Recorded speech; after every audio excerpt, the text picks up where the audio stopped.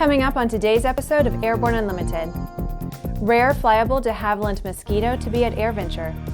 House Committee proposes ATC separates from the FAA. Former Carson Helicopter Vice President goes to jail.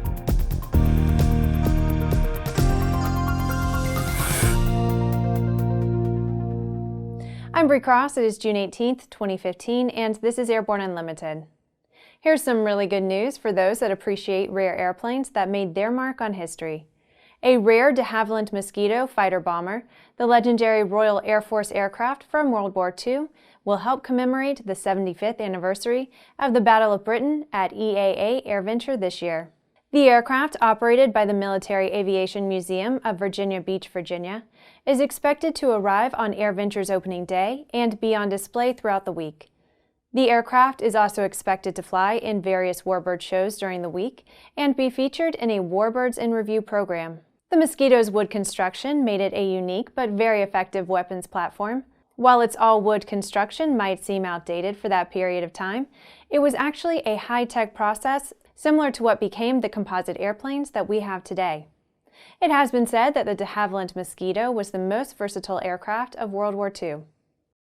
Representative Bill Shuster, chair of the House Transportation Committee, told the Aero Club of Washington that he plans to introduce a bill in Congress to privatize the nation's air traffic control system. In his speech Monday, Shuster said that leaving the government in charge of ATC is the surest road to failure.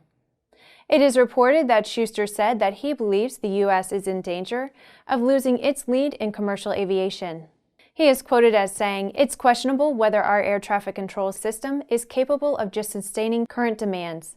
Delays already cost passengers and the economy $30 billion a year. But there's no question whether this system can handle the growth that's coming. It can't." The nonprofit envisioned by Shuster would be controlled by the airlines and other industry stakeholders, but he did not address the issue of funding this separate entity.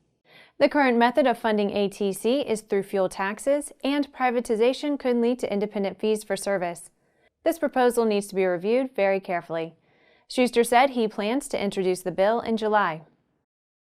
After the break, falsified weight and balance documents lead to a jail term. There's a difference between charting a steady course and pushing for the ceiling. And for nearly a century, Hartzell Propeller has been defining that difference. It's in our passion for engineering and research and our dedication to testing the limits of performance. We are built on honor. We are Hartzell Propeller. The KSN 770 is an affordable, WAS-enabled integrated MFD with a flexible hybrid user interface from Bendix King.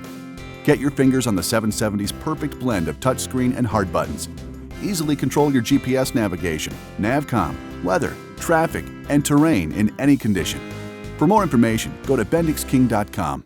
Redbird is quickly becoming the industry standard for flight training. Since Redbird introduced its revolutionary FMX in 2007, colleges, universities, and flight training operations around the world have integrated Redbird products into their curriculum. It's time to discover what Redbird can do for you. Join the migration.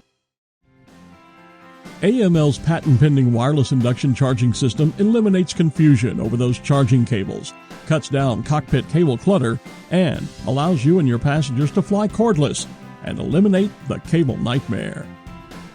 www.aviationmodificationleaders.com. Welcome back. If you have a story suggestion for Airborne Unlimited, Aero-TV, our website, or podcast, just email to news-spy@aero-news.net.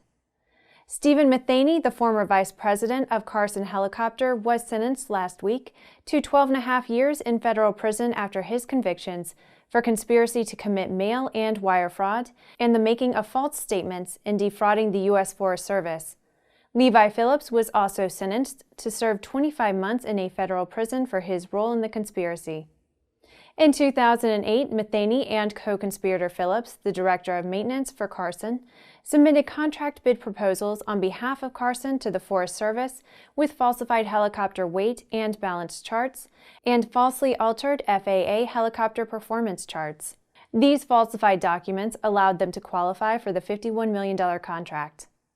It would have been bad enough if this was a case of simply defrauding the U.S. Forestry Service, but the falsified documents were also used in actual operations of the helicopters. In August 2008, one of their helicopters crashed during takeoff while conducting firefighter operations. The crash resulted in 9 fatalities and 4 seriously injured. The court papers indicated that as the NTSB investigation of the accident progressed, Metheny and Phillips continued to cover up bogus documents. The assistant U.S. attorney in the case said Metheny's fraudulent conduct was the result of pure greed that eventually placed the lives of numerous pilots and firefighters in extreme danger. It's Thursday, which means that it's time for an Aero Community Update, highlighting news and information about the incredible people and organizations that populate the Airborne Partnership Initiative behind Airborne Unlimited.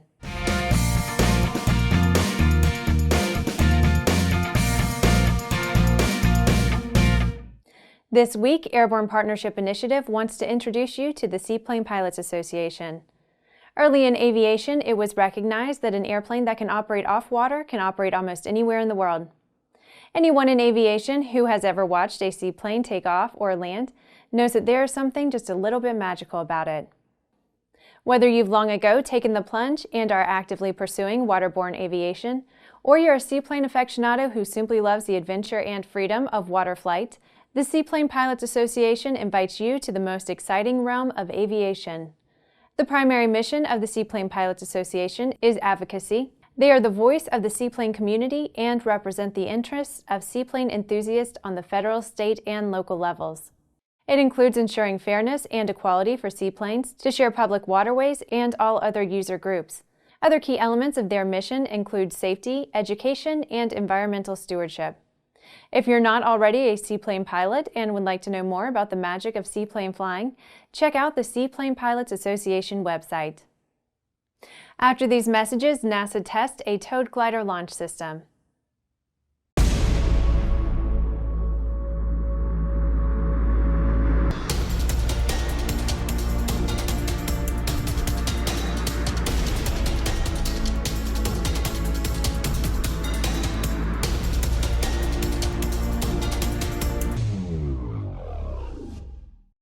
Concorde's recombinant gas RG series sealed battery technology produces a high-performance battery with the advantages of being pre-tested and fully charged at the factory. Find out more about Concorde's entire line of batteries at www.concordebattery.com. Concorde, the heart of your aircraft. Now certified, Aspen Avionics single-band ADS-B, ATX-100, and ATX-100G transceivers are the next-gen ADS-B solution that provides the features pilots need while keeping flyaway costs low. Check it out now at aspenavionics.com. Sandia introduces the new SAI 340 Quattro TSO'd airspeed, attitude, altitude, and slip with integral backup battery. Safety never looked so good. See it now at www.sandia.aero. Welcome back. With so much news coming out of the aviation industry, we're summarizing some other interesting stories in a brief segment we call Around the Patch.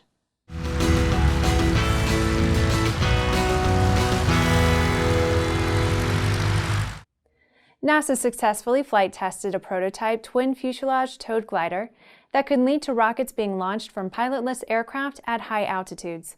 Researchers are exploring the concept of a towed launch system rather than a powered mothership. A pilot for Japan Airlines has been suspended after posting a selfie of himself and a flight attendant taken in the cockpit of an airliner during flight. JAL says he violated the rule that pilots must remain vigilant at all times. A certifiable Predator B has completed a successful internal Phase 1 critical design review. The company also has applied for FAA type certification and is working with the FAA to develop unmanned aircraft systems airworthiness standards. The National Business Aviation Association announced the passing of Otto Pobanz, a former NBAA director and leader of the Federated Department Stores Flight Department. NBAA President Ed Bolin said, quote, "Otto Pobanz was a consummate professional and a true champion for business aviation," end quote.